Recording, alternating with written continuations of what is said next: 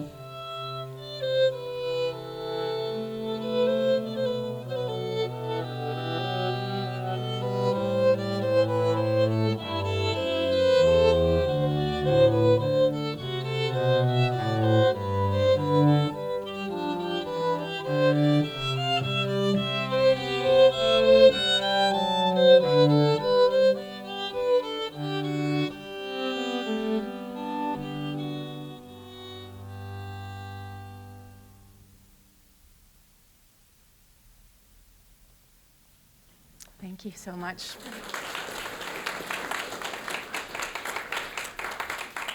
Thank you, and welcome everyone to this encounter. We just heard really just a little teaser, a transcription for string trio of the aria to Bach's Goldberg Variations, which I'm sure many of you are familiar with.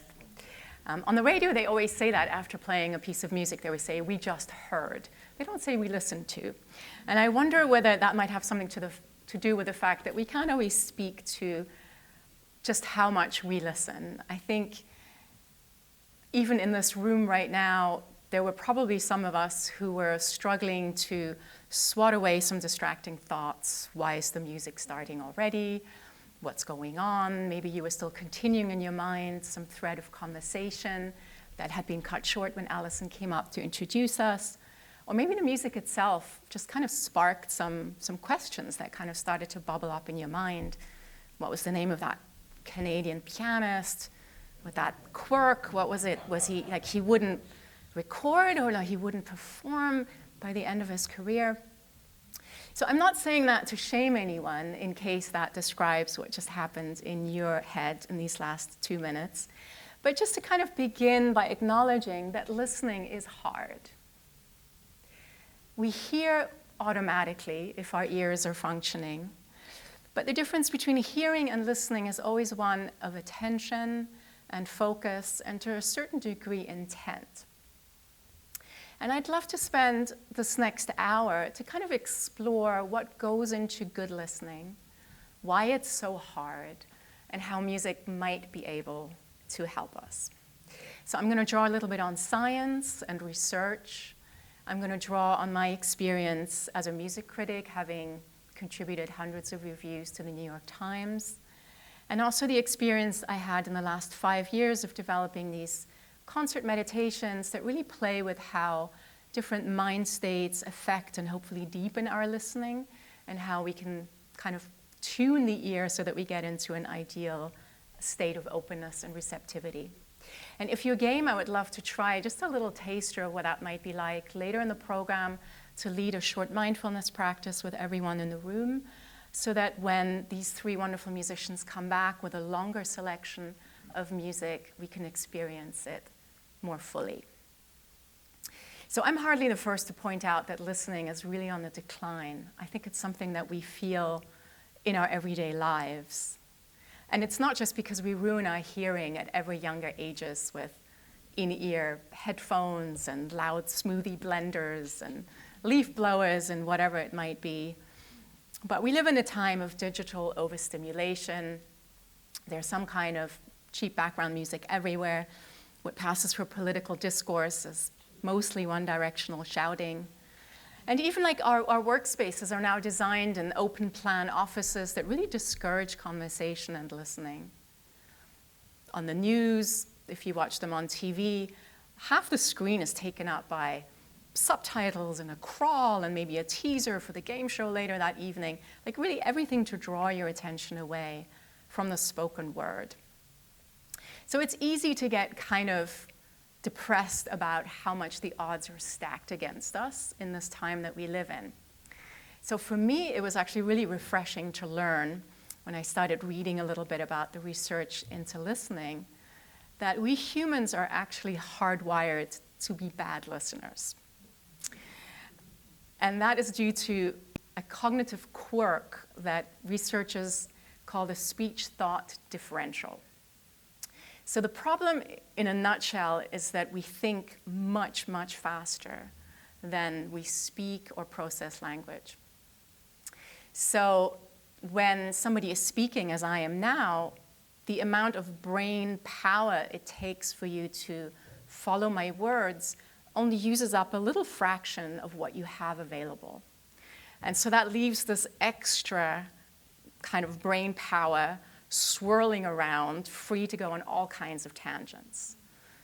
Wondering, oh, where should we go for dinner later? Or, am I playing pickleball tomorrow? And what's up with that accent of hers? Like, it's such a weird mixture of things. Like, what is she, South African? So since you asked, I'm actually German, but was born in Belgium. I was born in Brussels to German parents who worked for the European Union. And I grew up in a house that had a lot of music in it. My mother always sang to us when we were little kids. There was a piano in the living room. There was a big record collection stacked with Bach and Mozart and Beethoven and Schubert. But I think that what also contributed to my evolution as a listener is the fact that I grew up around a lot of languages. Belgium is already a bilingual country where there's Flemish and French, the official languages. At home we spoke German.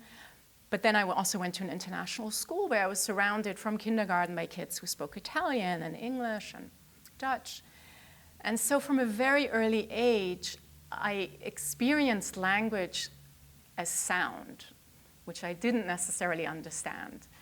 But with that awareness that even though I didn't understand it, it meant something. And it was a matter of leaning in and figuring it out to eventually learn to understand it. So my own kids are big now. They're in college and high school. But when they were little, I was once, we were coming back as a family from a trip to my mother-in-law's. We were on a train heading back into New York City. And it was really crowded, and we were kind of pushed up against the end of the carriage where there was sort of a door with a window where you could look into the next car. And my son, who was 5 at the time, and my nephew, who was 4, we were like really squished up against the window, looking into this other car, which was just as crowded. And there was this young couple who were close to the window. And at some point, they engaged in some pretty intense smooching.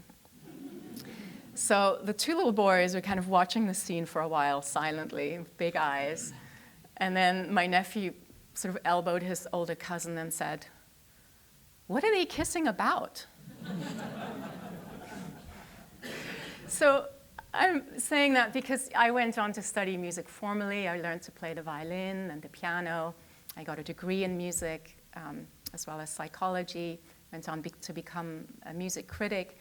But sort of inside of me, when I listen to a piece of music, and even if I'm reviewing the world premiere of some avant-garde contemporary composition, there was sort of a 5-year-old inside of me that's wondering, what are they playing about? Which kind of brings me back to that speech-thought differential that I touched on, and which is sort of at the core of why listening and staying in that attentive focus is so hard for us. So one of the pioneers of listening research at the University of Minnesota was actually a former debate coach. He started out coaching high school debate teams. And he realized that his students would be more competitive debaters if they became better listeners. And he looked at this speech-thought differential and the kind of leftover brain power and realized that you could turn that to your advantage if you redirected it at the speaker.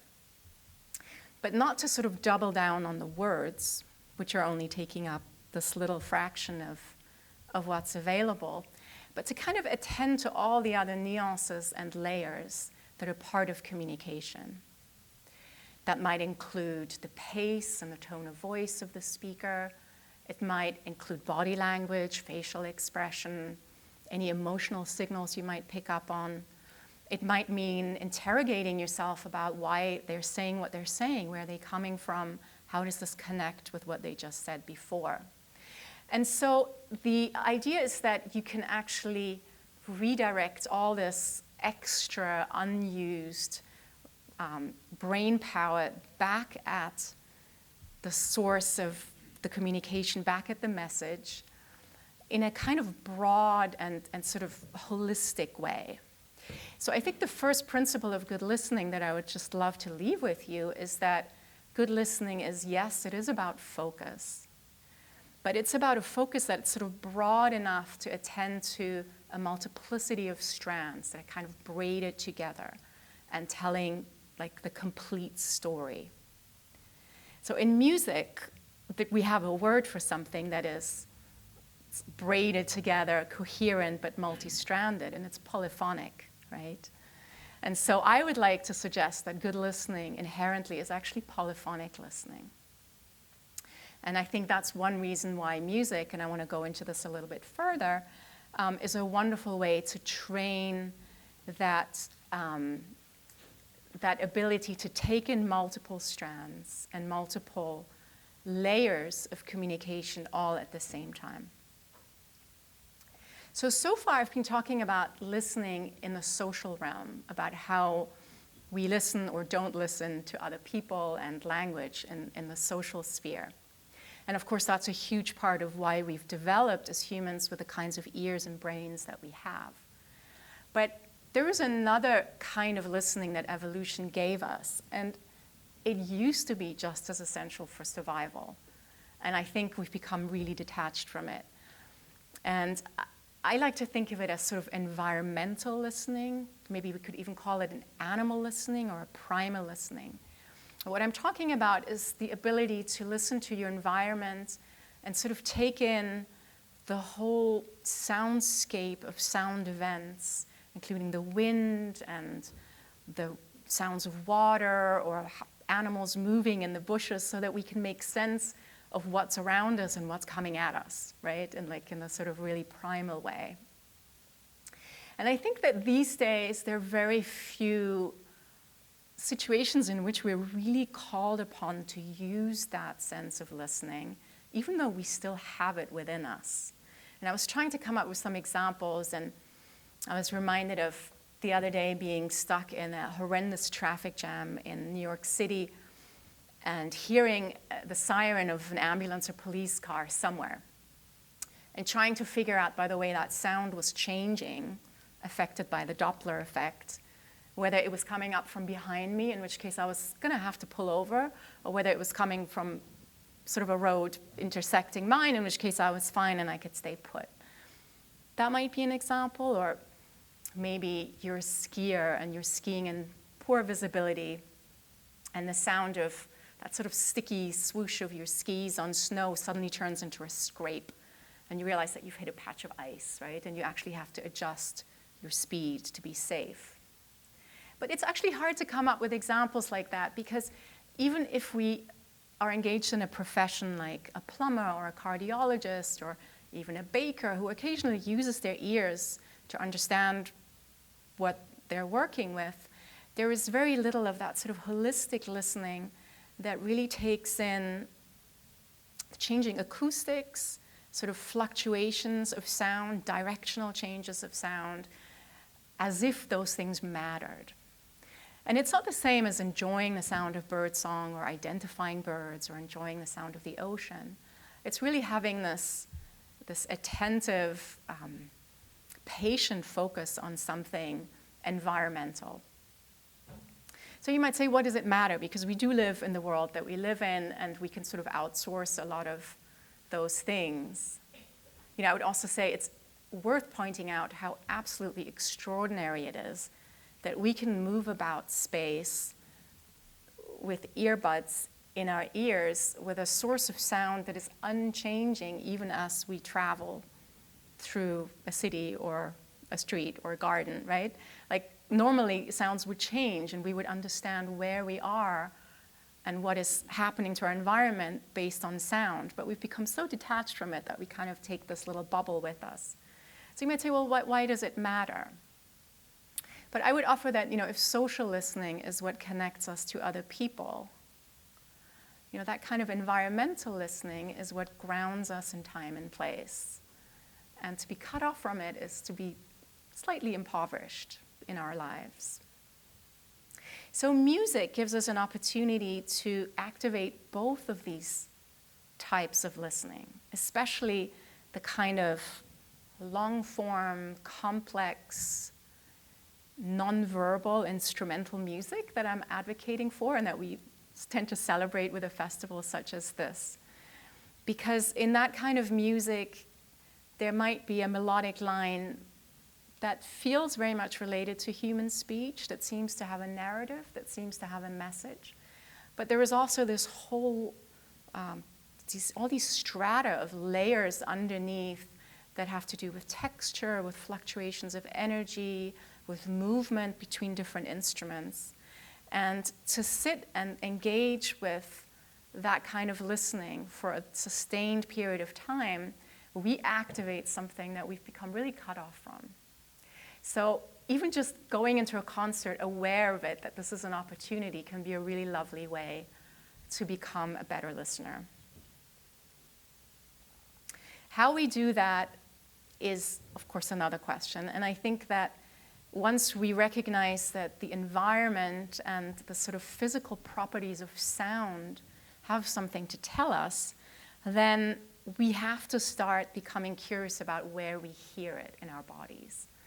And of course, most of our hearing goes through the ears, if they're functioning normally, as most of us are lucky to have. But we are able to process and receive sound vibrations with all our bodies. And just as it's possible to hear and not listen, there are people who don't hear but know how to listen, right? There are deaf people who have an extraordinarily sophisticated appreciation of music and sound because they have become sensitized about where different frequencies register in the body. And when I was a music critic, one of the sort of odd expectations that came with a job is that you would be able to compare the sounds of, let's say, of symphony orchestras passing through New York City, so that you would say which orchestra sounds better, the London Symphony or the New York Philharmonic, which is not only comparing apples and oranges, but it's kind of comparing the apple you had 6 months ago with the orange in your hand, right?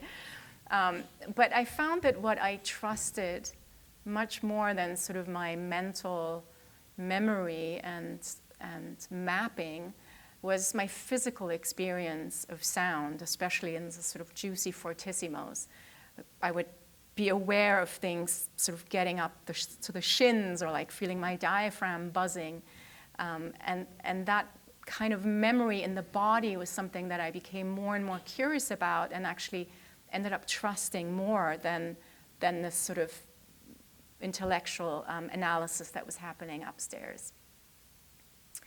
So I mentioned the distractions that kind of happen when we have the mind-speech, the speech-thought differential, and all the tangents that the mind can go on. One other reason why I think music is such a wonderful teacher to us as listeners is the fact that one of the worst habits that we have, and it's really, really hard to get rid of, is that when somebody speaks, our mind races ahead to formulate a response. It's completely natural, especially in a conversational setting where we are expected at some point to say something. But it can get in the way of listening, right? Once, you can test this later tonight at dinner if you're sharing it with someone, just see how long it takes when somebody speaks until your mind is jumping ahead to either the brilliant retort or the killer rebuttal, or the witty tweet that is going to just bring you into the conversation.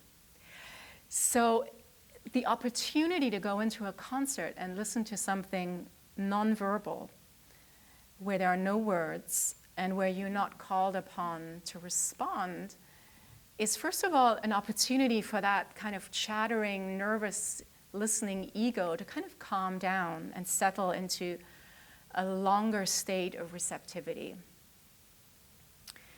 Psychologists sometimes talk about something they call cognitive patience, which is also kind of on the decline because of screens and just the speed of information that we can and like to engage with. And for example, books are considered to be better at building cognitive patience than reading on screens. And so again, listening to music, especially long-form music, especially nonverbal music that doesn't have a program, it doesn't have an overt narrative, really calls upon us to surrender to this very pure state of listening that can build that kind of cognitive patience that we can then take into the world beyond the concert hall. So the final point that I would love to make before we play a little bit with our mind states and see how we could prep ourselves to most fully receive music in mind and body, is that I would just love to impress upon you that how you listen really matters. And I don't mean just that the better you listen, the more you will take in. When I look at the research on listening, I'm always struck that a lot of it is tested by making subjects listen to some talk and then quizzing them on what they retained afterwards, right? Which is an obvious way of seeing how much you paid attention, yes. But there is another side to listening which actually affects the message itself. And I think all of us can relate to that if we think of people in our lives who are naturally wonderful listeners. And if we're lucky, we all have a couple of those in our lives. If we're in the presence of a really good listener and we're trying to tell them a story or just talk through a problem that's been on our minds, we will have a completely different, we will say different things than we will say if we are in the presence of somebody whose eyes are scanning the room, or he's like scrolling through their phone, or who butts in with well-meant advice, or or nods vigorously, at everything. Like being in the presence of a really good listener often encourages creative breakthroughs that we didn't know we were going that way, but suddenly we're saying something, suddenly we're coming up with a solution, or suddenly we feel safe to share something really vulnerable.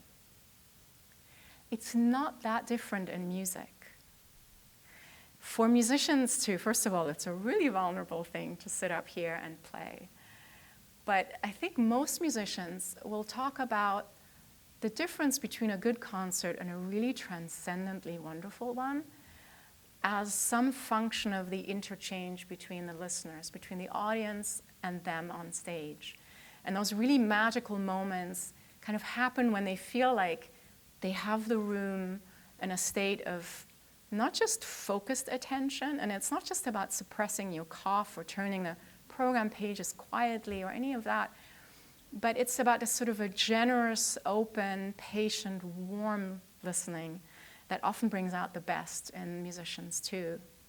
So how wonderful would it be if every time we went into a concert, we just kind of took that responsibility on ourselves to make the concert the best it could be. So listening, really good listening, is not just polyphonic, but it is a really co-creative act. It is not just a passive thing where we learn to shut up perfectly and open up and receive the brilliance of what's being beamed at us. But it is something where even through just that warm intensity of our presence, we enter into the synergistic special communion with the listeners.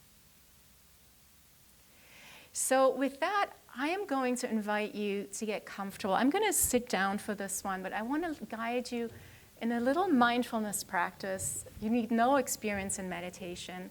The idea is just to sort of bring body and mind a little bit into coherence. If you guys want to check your tuning, this might be a great moment just so that you won't need to tune again. This would be also a really great moment to make sure that your phones are off, because it would be a shame if something were to come in and bother us. And then I think for anybody for all of us who are sitting in chairs, it's always a good idea to have legs uncrossed. You might want to just scooch back. These are lovely chairs. They're so comfortable. Just so that your back is supported. And maybe placing your palms on your thighs. Just finding somewhere natural for them to rest. And I will also invite you to close your eyes if that feels at all safe and comfortable. You're very welcome to open them later during the music, but the visual system takes up a lot of real estate in our brains. And one of the ways to kind of wake up all the other senses which are involved in listening can be to take out the visual stimulation just for a little bit. So with that, close your eyes, find a position that feels relaxed and kind of upright without being uptight. Letting the breath just do its own thing, no need to direct or extend it, but just allowing the breath to be easeful. And the feet to just rest on the floor. Maybe the head kind of stacked above the shoulders so that there's an open channel from the crown of your head through the spine, through the tailbone. And then maybe just connect with your sense of touch in a really deliberate way and notice where your feet are in contact with the ground through the shoes. Just noticing the material of the shoes around your feet, maybe the socks. Noticing which parts of your legs and lower back are in touch with the chair. And maybe noticing if anything changes in the physical sensations when you breathe. There might be some clothes that are shifting against your skin.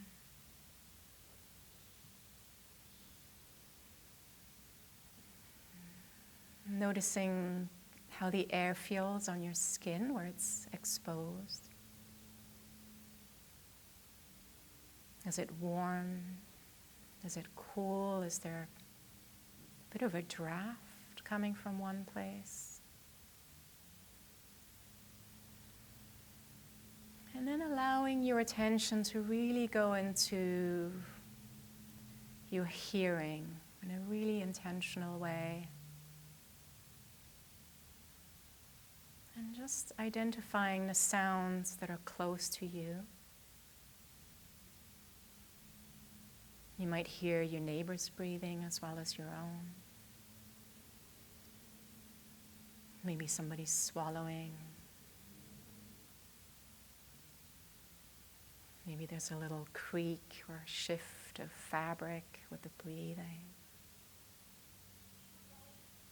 And then noticing sounds in the room, including my voice, including that little walkie-talkie. And then noticing any sounds that are further away.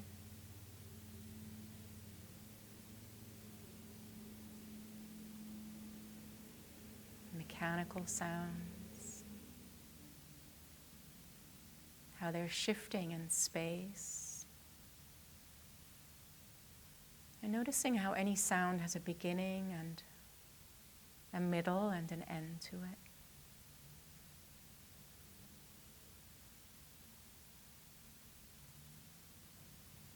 And then taking your attention just on your breath and just noticing where you feel you're breathing the most. This might be in your abdomen, which kind of expands and then softens. Or maybe your chest, which lifts on the inhale and then kind of sinks down on the exhalation. Or maybe the breath really registers as that little bit of cool air that enters your nostrils and travels down the throat. And then leaves on the exhalation maybe a little bit of warmth pooling around the mouth and the nostrils.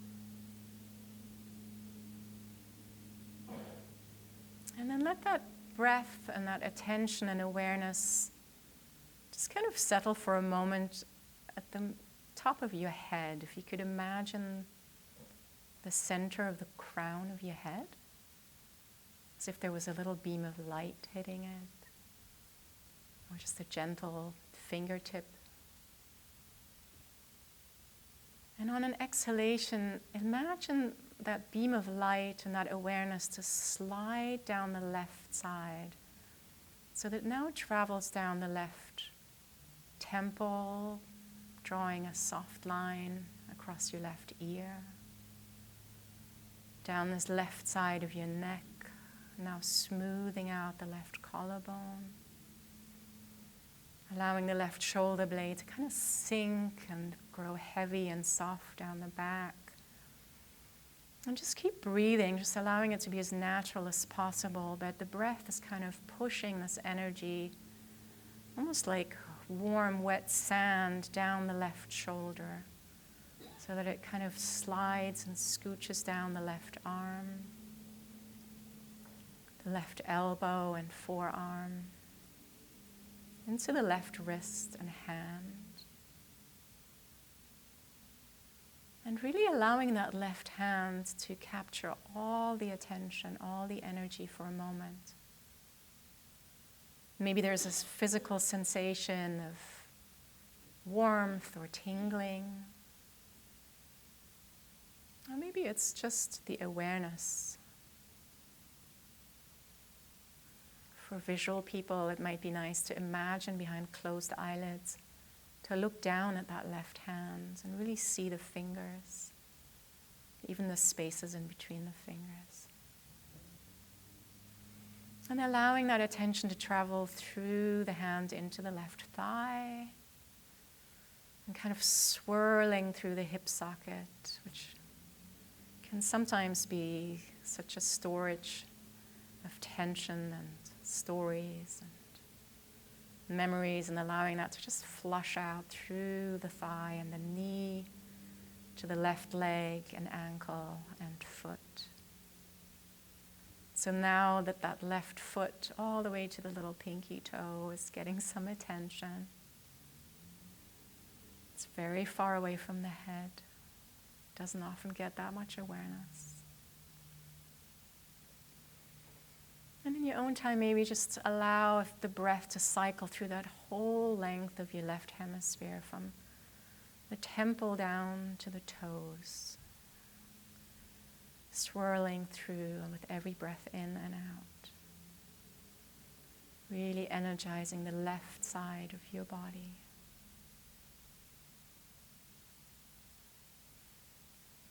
And on an inhale, just kind of reel everything up the center line and see if you can find that spot at the center of the crown one more time. And then breathe in, and on the exhalation, like a lazy pendulum tipping over to the right, see and feel the awareness and the energy just kind of sliding down the right side of your head, drawing like a light line across your temple and ear, the right side of your neck, loosening up and softening the right shoulder, collarbone, and then sinking and sliding down that right arm, which grows heavy and warm and soft, until everything arrives in the right hand. And the palm and the fingers, maybe even the fingernails on the right side are getting just a little extra jolt and charge of energy from awareness and focus. If your palm is a little curled in, maybe even feel into that little pocket of air that's under your hand. It's a little warmer than the air in the room. And allowing that attention to now travel into the right thigh and hip, swirling, flushing it all out, and then traveling down the leg, across the knee and the calf and the shin, into the right foot, so that that foot is now charged just with awareness. All those little cells that are so intelligent and able to receive and interpret so much information. It's kind of lighting up just from the power of your awareness. And just play with the idea of cycling through that right side, using the breath to kind of give a rhythm to your attention, cycling from top to bottom, but always down the right side.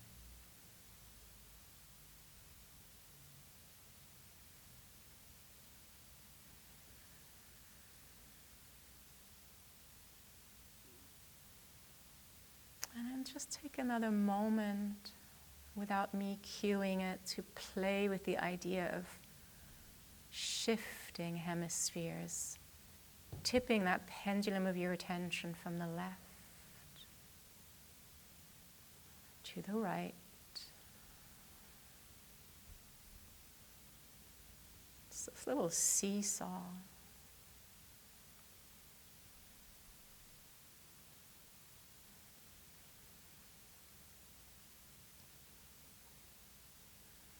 And you might imagine just your hands receiving a little ball of warmth each time.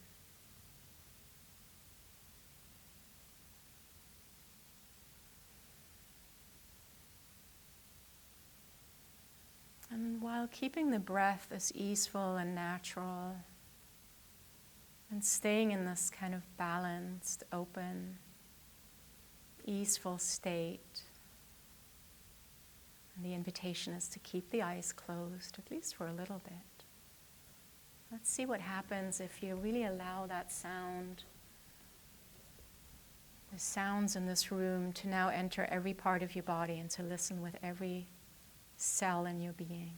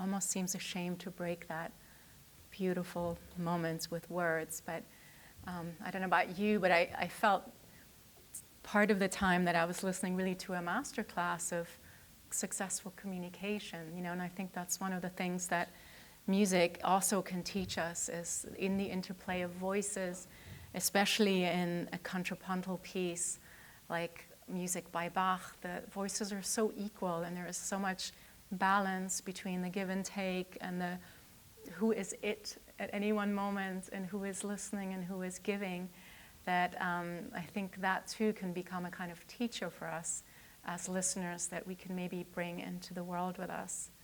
So before we give a little applause to our beautiful musicians, I just wanted to sort of close by, again, offering this invitation to remember that if communication is multi-layered and multi-stranded, good listening is polyphonic and multi-stranded too. And in that challenge is also kind of the solution to our overactive, busy monkey minds that have all that extra brain power to run ahead and run on tangents. So if we're just aware of the fact that there is so much more to attend to than just the surface words or the melody or the thing that could be rendered by artificial intelligence in a kind of transcript, there is so much more to communication. It engages so much more of us in the act of listening. And I think one of the paradoxes is also that while it may feel like the kind of really intense, generous, open-hearted listening that I'm advocating for, it can feel like it creates this imbalance where there is this one side that gets all the airplay and the other side that has to be completely focused on receiving. But I think what actually happens in moments just now is the opposite, that there is sort of this, that we're kind of pulled into like an equal co-creative relationship with each other that is really at the heart of successful human interaction, I think. So I would definitely encourage you to kind of take these ideas into the world and try them out, whether you're able to find places of natural beauty where you can listen with that environmental primal ear, just to the sounds of winds and trees and rain and water, but maybe also try it in a busy cityscape and just become equally curious about all the sounds that are making up the soundscape that we inhabit, whether it's traffic noise and the odd bird and somebody shouting on the other side of the sidewalk, to attend to all of these sounds as if they mattered and as if they were equally relevant can be something like profoundly grounding. And it's a kind of mindfulness practice that you can take into your day and you don't have to sit cross-legged or perfect your lotus pose for.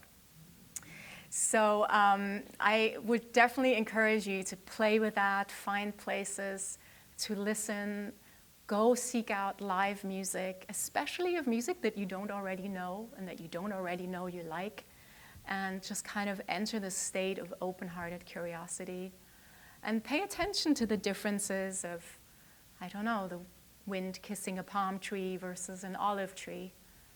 And every now and then ask yourselves, what are they kissing about? Thank you very much.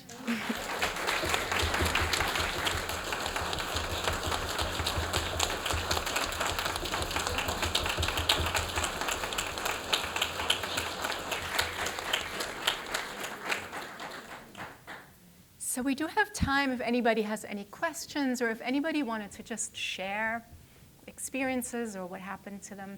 I believe that we have a microphone, or I can repeat your question since you're so close. Well, I was going to say, could respond to all of those options, but I think it would be interesting to see how the performers themselves, they're more than listening. I mean, that is the greatest communication moment. I'm just pointing out that the performers themselves have to do more than listen deeply in order to create the synergy that we call music, and you performed so beautifully today. What I missed, at some point, I started watering, so I opened my eyes, and what your facial expression. It's not just hearing. It's what you do see. What you do see that complements it all. Thank you so much. Yeah, so I think that's a really beautiful point about the communication that happens not just through sound, right? Am I hearing you right? That there is and I think that is part of, what I'm getting at, that full-bodied listening, just as full-bodied communication involves the mind and the body. And as musicians, the cueing, right, and the kind of moving together, even in the most still moments, is absolutely essential for how it sounds. And you couldn't do it without engaging all of that. One of the You want to wait for that? One of the challenges as you're doing this is trying to get a language to describe what you're now hearing. And that's, so in music, if people, you often go to a concert with someone who's much more experienced, a conductor, something like that, and you may hear much of the same things, but they can articulate what it was. So again, it's getting a language to then describe what you're actually hearing.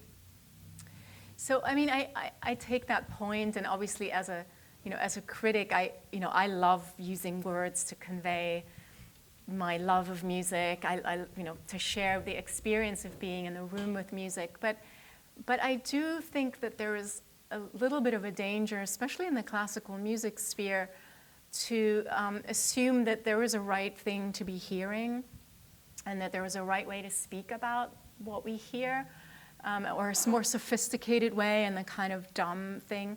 And I think that what I would love to reintroduce is just that kind of the confidence that we have in our own experience. And again, like by bringing in the body as well as the mind, to just realize that it's going to be unique, it's going to be different from one person to the next, and that it's all valid, whatever you are experiencing in that interplay of these sound vibrations is your experience, and it's no less valid than the person next to you who might have an advanced degree in musicology.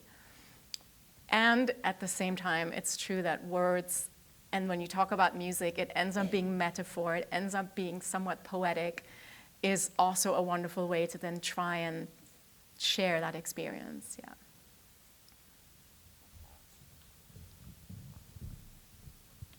Yeah, I'd like to thank the musicians. A very beautiful performance. So I think we all enjoyed it. Thank you very much. And my question is to you as musicians, did it make any difference that you were playing to a group of us who weren't watching you, but just listening? How was it on your end? Should I pass the microphone up? Do you want to pass it? Do you want to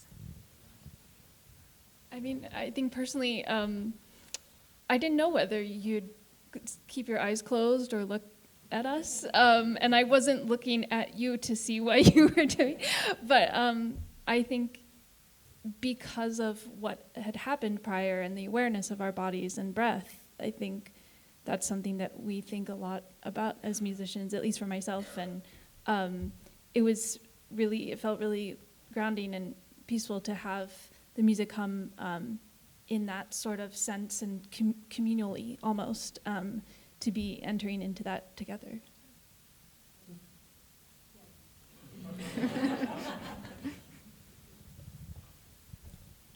I wonder if anyone on stage has heard the John Luther Adams music at UCSD's part of the Stewart Collection and what you thought of it. Have any of you been there? It's in the theater district, and he put microphones up in the trees and other music things, and it changes according to the weather and the lighting. You've all heard of John Luther Adams, right? Yeah, so I've heard of the piece, and I haven't heard it, but even his concert music, which I've heard a lot of, is inspired so much by environmental sounds. Yes. And he has these compositions which are really sound events, right, where like sound builds in a way that you couldn't draw a linear kind of narrative around it, and it absolutely taps into this kind of primal listening in such a beautiful way. And I think that is, whether somebody does it as intentionally as John Luther Adams, who has a whole, passionate engagement with conservation and environmental issues, or even whether it is, Vivaldi's Four Seasons, right, which has sort of a solo violin line, having a story, having a melody, but then also these sound effects that are, created by the orchestra that evoke thunderstorms or hunting horns or whatever.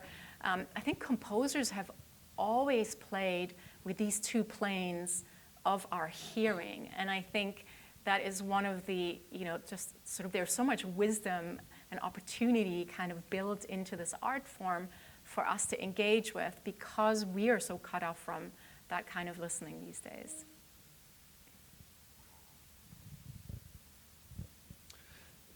So I had a brief time as a music critic as well, and I wonder if you could, something I noticed for myself was that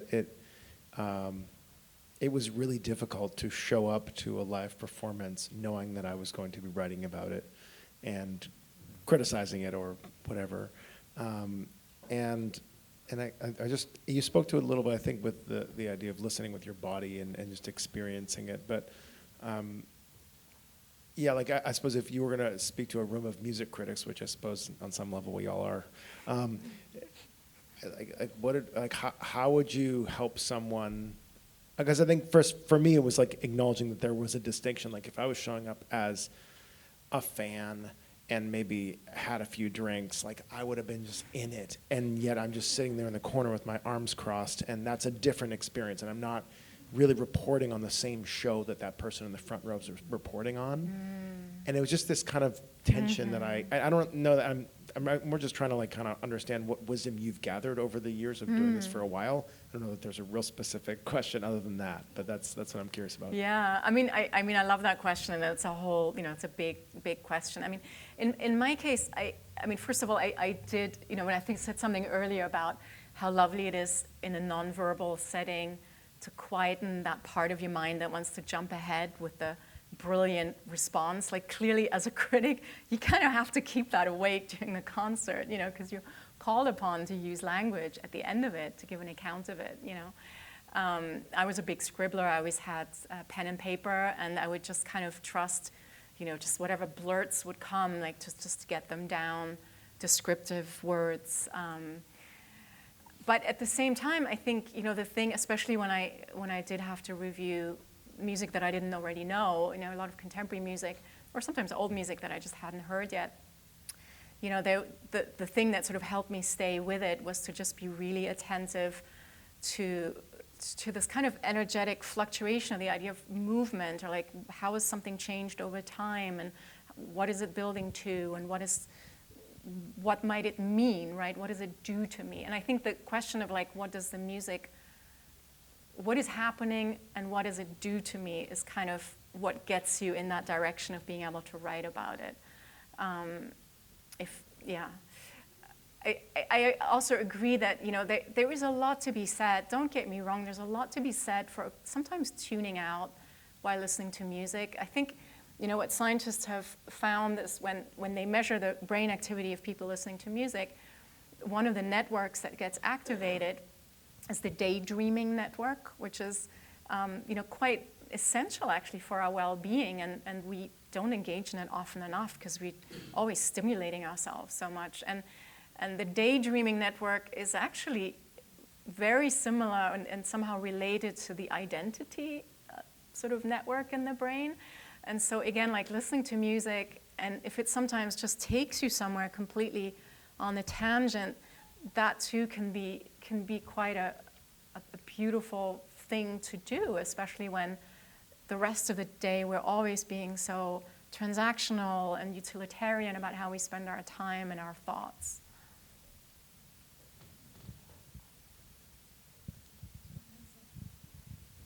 Hello.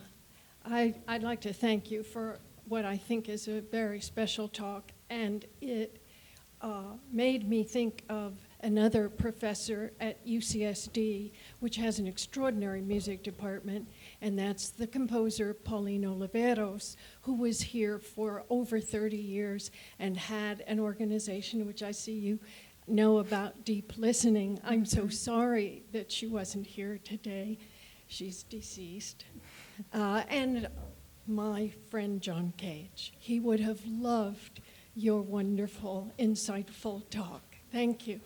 Thank you. That means a lot. And I will maybe just say, and then maybe we can close it there unless somebody wants, or we could maybe close it there and anybody wants to hang out and ask questions can do so. But so Pauline Oliveira started this this method or this practice or this philosophy of listening called deep listening. And I'm actually right now enrolled in a deep listening certification course. I'm still at the beginning of it, so I don't feel quite qualified to talk about it. But what I hadn't expected is that she requires you not only to listen to the sort of the environmental as well as the sort of focused listening and global listening in her practice, but she also wants you to listen to what's going on inside your head. So if there is an earworm or if there is, thoughts, you should experience those as sound, as inner sound as well. And it's an incredibly challenging practice to try and do that, even for a brief period of time, to try and make the inner sounds and the outer sounds near and far all sort of equally interesting and be equally present for them. And I think one of her maxims, which is as simple as it is difficult, is to always remember to listen. And the other one is to just say, listen to everything and notice when you stop listening. So I think that might actually be a lovely place to kind of close, and maybe one more time give our warmest applause to the musicians. Thank you.